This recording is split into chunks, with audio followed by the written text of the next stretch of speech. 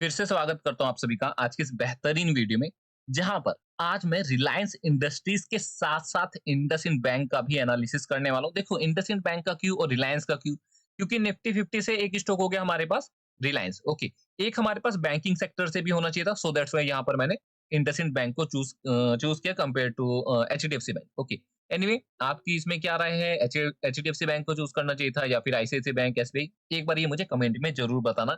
And मैंने personally मतलब सभी चीज़ों को देखते हुए इंडसइंड बैंक को ही चूज़ किया है। अब देखो, जितने भी ट्रेडर 3 दिन से, ओके, ये चौथी सीरीज़ है इस वीडियो की, मतलब इस सीरीज़ की ये चौथी वीडियो। जो भी मैंने 3 दिन में एनालिसिस किया, ओके, जो-जो मैंने बोला है, क्या वो हो रहा है? आप जाकर चेकआउट करना, क्या ट्रेडर निकेश ने कल ऐसा बोला था, क्या ऐसा हुआ है या नहीं हुआ है? तभी आपको ये वीडियो देखना है, नहीं तो ऐसा नहीं कि ये सब जाकर रैंडमली किसी की भी वीडियो देख रहे हो, कोई कुछ बोल रहा है, यहाँ से सेलिंग आएगी, यहाँ से बाइंग आएगी, नीचे आएगा तो ब्रेकडाउन करना, ऊपर जाएगा तो बाय कर लेना। ऐसा आपको बिल्कुल भी नहीं करना है। पूरा प्लान, प्रॉपर प्लान होना चाहिए। And one thing is more that, अगर आप ऐसी वीडियो देखते हो यूट्यूब पे सर्च करके, Reliance industries next target, Reliance industries latest news, okay, तो आपको एक चीज मैं आप सभी को बता देता हूँ। क्या है ना, रिलायंस इंडस्ट्रीज, जैसे मैं इसको कई लंबे समय से ट्रैक कर रहा हूँ, तो रिलायंस इंडस्ट्रीज मतलब सभी स्टॉक का अपना एक बिहेवियर होता है। ओके, समझना जो अभी मैं आपको बताने की कोशिश कर रहा हूँ, सभी स्टॉक का एक बिहेवियर होता है। तो ऐसे पॉइंट्स आपको नोट डाउन करने हैं। मैं कर चुका हूँ, मैं कर भी रहा हूँ, आगे भी करता रहूंगा। एंड कुछ कॉमन थिंग्स यहाँ पर ऐसे निकल कर आएगी, जो आगे मैं आपको प्रोवाइड भी करूंगा, लेकिन उसके लिए कुछ क्राइटेरिया रहने वाली है। लेकिन एनी वे, अभी हम बढ़ते हैं एनालिसिस में आगे। सबसे पहले हम बात करेंगे कल मैंने क्या बोला था और कल क्या होने वाला है। तो देखो, सबसे पहले हम डेली टाइम फ्रेम एनालिसिस कर लेते हैं, so that multiple time frame analysis हो जाए विद लॉजिक एंड रीजन कि कल यहां से ऊपर या फिर नीचे क्यों जाने वाला है स्टॉक।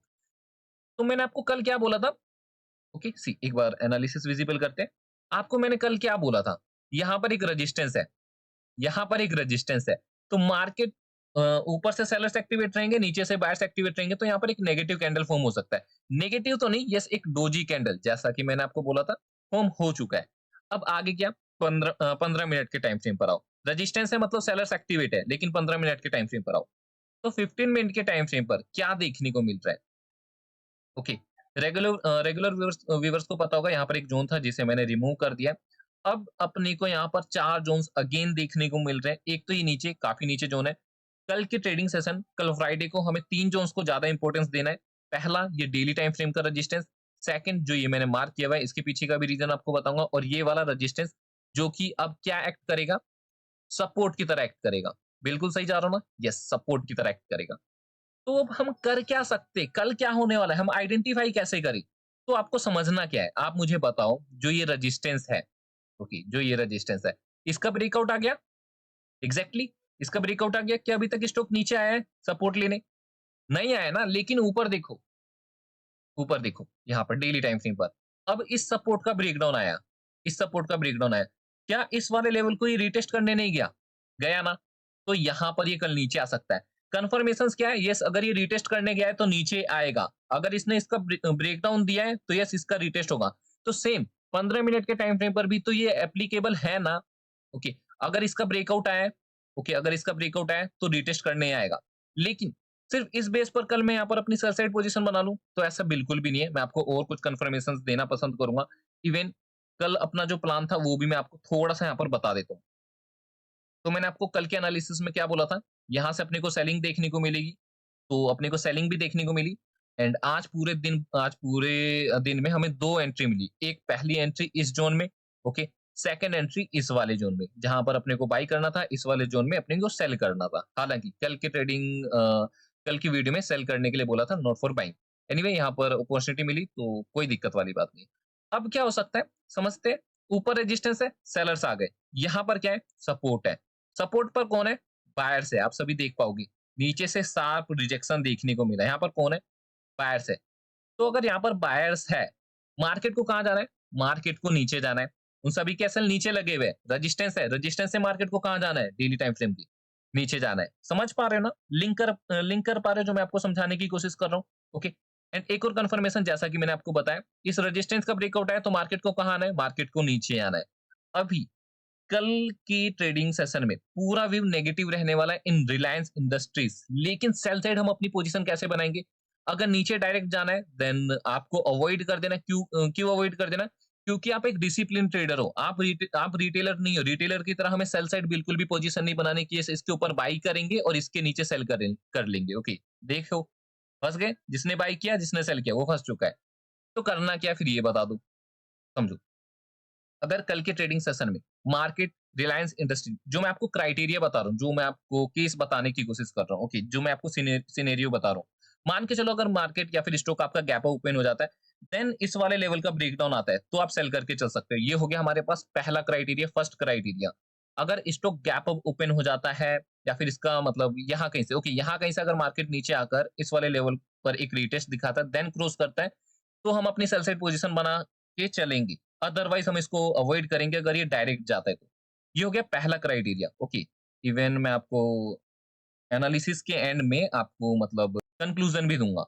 सेकंड क्राइटेरिया क्या रहने वाला है? सेकंड क्राइटेरिया हमारा बाइंग वाला रहने वाला है। अगर किसी ट्रेडर से सेल साइड वाली अपॉर्चुनिटी मिस हो जाए या फिर कॉन्फिडेंस नहीं आ रहा सेल करने में, तो आप इस वाले लेवल पर कोई रिवर्सल देखकर अपनी बाइंग साइड पोजीशन बना के चल सकते हो। मैं आपको दिखा देता हूँ।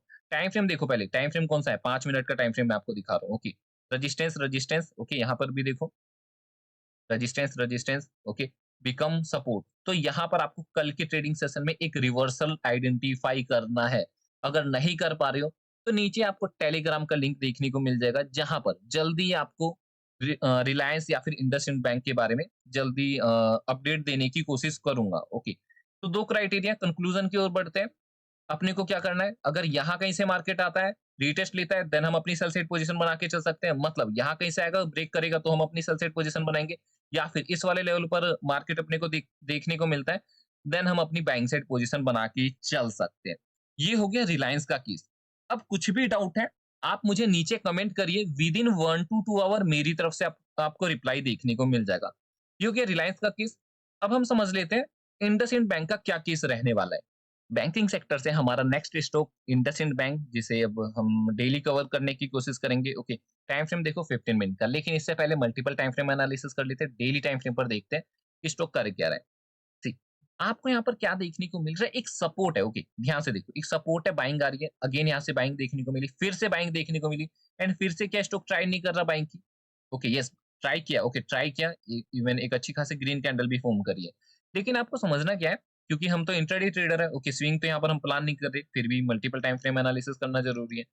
कईयों के लिए ये हो सकता है, यस, एक इन्वर्टेड हेड एंड शोल्डर है, इसके ऊपर बाई कर लेना है। लेकिन अभी मैंने रिलायंस वाले केस में आपको क्या बोला कि हम रिटेलर नहीं है, हम रिटेलर की तरह बाइंग बाइंग एंड सेलिंग नहीं करेंगे, समझना। अगेन अब हम आते हैं 5 मिनट के टाइम फ्रेम पर, क्योंकि कल के ट्रेडिंग सेशन में कई सारे ट्रेडर यहाँ पर बाइंग साइड प्लान कर रहे हैं, ओके। तो अपना प्लान क्या रहने वाला है, अगर मार्केट कल यहाँ से ऊपर जाता है, देन अगर मैं आपके जगह हूँ तो मैं बिल्कुल ही अवॉइड करूंगा। मेरे लिए इंडसइंड बैंक फिर कल के लिए ट्रेड करने लायक नहीं होगा, ओके। अगर मुझे बाई करना है एक्चुअल में इंडसइंड बैंक को, तो ये जो आपको लिक्विडिटी जोन देखने को मिल रहा है ना, ओके, आई होप आपको पता होगा कि ये लिक्विडिटी जोन क्यों है, ओके। अगर ये देखने को मिल रहा है, तो हम यहाँ कहीं से अपनी बाइंग साइड पोजीशन बनाएंगे, समझ रहे हो। अगर मार्केट कल हमें यहाँ पर देखने को मिलता है, तो हम यहाँ कहीं से एक रिवर्सल, एक रिजेक्शन देखकर या फिर एक ट्रैप देखकर अपनी बाइंग साइड पोजीशन बना के चल सकते हैं। तो बस ये रहने वाला है इंडस इन बैंक का केस। कल इसमें सिर्फ एक ही क्राइटेरिया, ओके, जो कि सिर्फ और सिर्फ बाइंग के लिए मुझे देखने को मिलता है। और आपके रिलायंस में मैंने 2 क्राइटेरिया बता दिया, okay. Again let me check. Yes, Reliance में मैंने आपको 2 क्राइटेरिया बता दिया। अगर अभी भी समझ नहीं आ रहा, जाकर प्रीवियस वीडियो देखो, या फिर मतलब प्रीवियस वीडियो से मतलब वीडियो को थोड़ा-सा बैक करके देखो, या फिर अगर आपको लगता है कि यस, निकेश सर आपने यहाँ पर कुछ चीज़ें मिस हो गई, प्लीज़ इसको भी कवर कर लीजिए। अगर ऐसा कुछ है, तो वो आप मुझे नीचे कमेंट करके बताइए, उसको भी मैं कवर कर दूँगा। So thank you so much. मिलते हैं आप सभी से नेक्स्ट वीडियो में या फिर कल मॉर्निंग की लाइव स्ट्रीम में, जहां पर ये ट्रेडर निकेश आप सभी के साथ लाइव ट्रेड लेता है। मैं बोलता हूँ कि यस, मैंने इंडसइंड बैंक में इस वाले लेवल पर बाई कर रखा है, अब आप भी कर सकते हो, ओके। इस तरह मैं आपको बाई कराता हूँ। तो ठीक है, वीडियो एंड करते हैं, एंड जिसने टेलीग्राम ज्वाइन नहीं किया वो कर सकता है। Thank you so much for watching.